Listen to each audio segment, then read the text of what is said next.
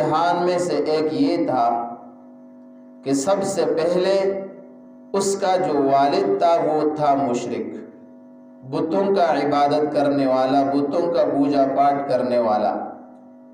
ابراہیم علیہ السلام نے اپنے باپ کو مخاطب کرتے ہوئے فرمایا کہ باپ کی عظمت مقام یہ ہمیں شریعت نے اور اللہ نے ہمیں بتایا ہے، وہ اپنی جگہ پہ ہے، لیکن جس عقیدے کو تم نے اپنایا ہے تو یہ عقیدہ مشرکوں کا ہے اور یہ صحیح نہیں ہے۔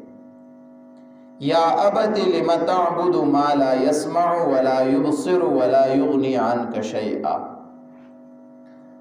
اس وجہ سے بعض لوگوں کا یہ خیال ہے اور کہتے بھی ہے کہ اپنے مذہب کو چھوڑو نہیں اور دوسرے کے مذہب کو چھیڑو نہیں، حالانکہ یہ نظریہ، یہ بات درست نہیں ہے۔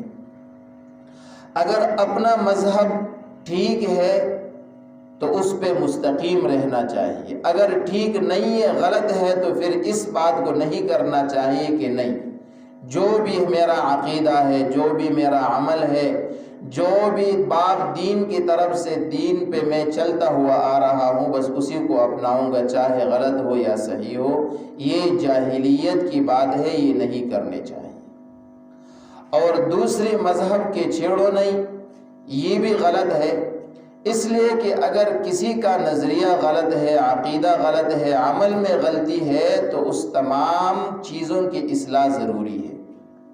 ابراہیم علیہ السلام کے والد کا عقیدہ درست نہیں تھا، تو ابراہیم علیہ السلام نے اپنے باپ کو مخاطب کرتے ہوئے فرمایا یا ابت لم تعبد ما لا يسمع ولا يبصر ولا يغني عنك شيئا۔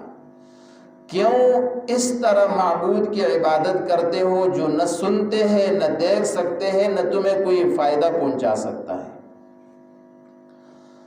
تو اس وجہ سے اللہ نے فرمایا کہ ابراہیم علیہ السلام پہ جو جو امتحانات آئے ہیں اس امتحانات کو مکمل کر گیا۔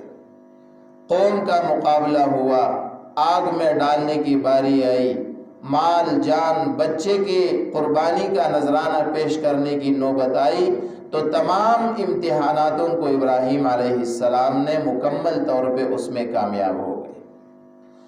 تو فرمایا قال انی جاعلک، اللہ نے فرمایا کہ یقیناً میں نے تمہیں بنانے والا ہوں للناس، لوگوں کے لیے، اماماً مقتدا اور پیشوا، لوگوں کا بڑا، جس کی ہر انسان کی دل میں اس کے بارے میں عظمت اور ایک مقام ہو۔ اس وجہ سے علامہ ابن قیم رحمۃ اللہ علیہ نے شیخ امام ابن تیمیہ رحمۃ اللہ علیہ کا قول ہے، وہ فرماتے ہیں بالصبر والیقین تنال الامامۃ فی الدین۔ جب انسان کے اندر دو صفات آ جائے تو اس دو صفات کی بنیاد پہ اللہ جل شانہ اس کو دین اور دنیا کا مقتدا اور پیشوا ضرور بناتا ہے۔ وہ دو صفات یہ ہے، ایک صبر کرنا اور دوسری بات وہ اللہ کی ذات پہ یقین رکھنا۔ ابراہیم علیہ السلام کے اندر یہ دونوں صفات موجود تھے۔ جتنی آزمائش آئی، مشکل آیا، لیکن اس نے اس آزمائش پر مشکل پہ صبر کی اور اس لیے برداشت کیا کہ اللہ جل شانہ مجھ سے راضی ہو جائے۔ اور دوسرا یہ کہ اس کا یقین تھا کہ نفع نقصان یہ اللہ کے ہاتھ میں ہے، ساری دنیا ایک طرف ہو جائے، وہ مجھے نقصان پہنچانا چاہے، لیکن جب تک اللہ کا ارادہ نہ ہو تو کوئی بھی نقصان نہیں پہنچا سکتا۔ اور قرآن اس بات پہ گواہ ہے۔ قوم اور نمرود نے یہ فیصلہ کیا کہ ابراہیم علیہ السلام کو جلا دیا جائے، آگ میں ڈال دیا جائے، لیکن اللہ کی منشا یہ تھی کہ اس کو نہیں جلایا جائے گا۔ تو انہوں نے آگ بھی جلایا، ڈالا بھی گیا، لیکن اللہ جل شانہ نے اس آگ کو حضرت ابراہیم علیہ السلام کے لیے جنت نما جگہ بنا دی۔ تو یہ حضرت ابراہیم علیہ السلام کا یقین بھی تھا کہ یہ سب کچھ اللہ کے ہاتھ میں ہے، اور ساتھ صبر بھی تھا کہ اگر اللہ کے دین کے لیے میں آج آزمائش میں مبتلا ہوں تو یہ آزمائش پہ صبر کروں گا، اس لیے کہ مجھ سے میرا رب راضی ہو جائے۔ تو اس لیے اللہ نے فرمایا انی جاعلک للناس امام، میں تمہیں تمام مخلوقات کے لیے، لوگوں کے لیے امام اور مقتدا پیشوا بناؤں گا۔ قال ومن ذریتی، کہا ابراہیم علیہ السلام نے کہ میرے اولاد میں سے بھی مقتدا بنا دو، چونکہ انبیاء علیہم السلام کا دوسرا سوچ اور فکر وہ اپنی اولاد کے بارے میں ہوتا ہے۔ اس وجہ سے ہر والد، ہر بڑا اپنے چھوٹوں کا، اپنے اولاد کا ذمہ دار ہے۔ الا کلکم راع وکلکم مسئول عن رعیتہ، نبی علیہ السلام نے فرمایا کہ تم میں سے ہر شخص وہ اپنے ماتحت کا بڑا ہے، سربراہ ہے، لہذا تم سے اس کے بارے میں پوچھا جائے گا۔ اس وجہ سے انبیاء علیہم التسلیمات نے اپنے اولاد کے لیے دعائیں کی ہے، اس کو عقیدہ سمجھایا ہے، ان کو عمل سمجھایا ہے، اس کو دین سمجھایا ہے۔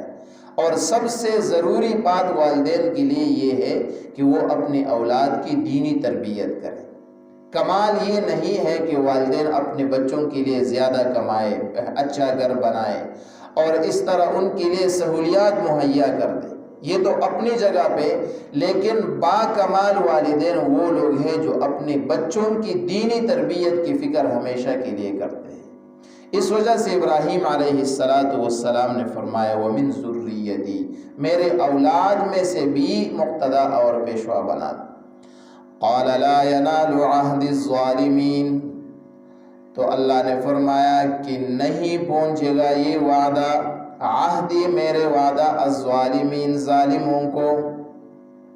اس کا مطلب یہ ہے کہ اس آیت میں اس بات کی طرف اشارہ ہے بنی اسرائیل کی طرف، چونکہ بنی اسرائیل نے ظلم کیا، ظلم کا وہ یہ ہے کہ انہوں نے شرک کیا، اور شرک کی بنیاد پہ اللہ جل شانہ نے ان سے نعمت لی۔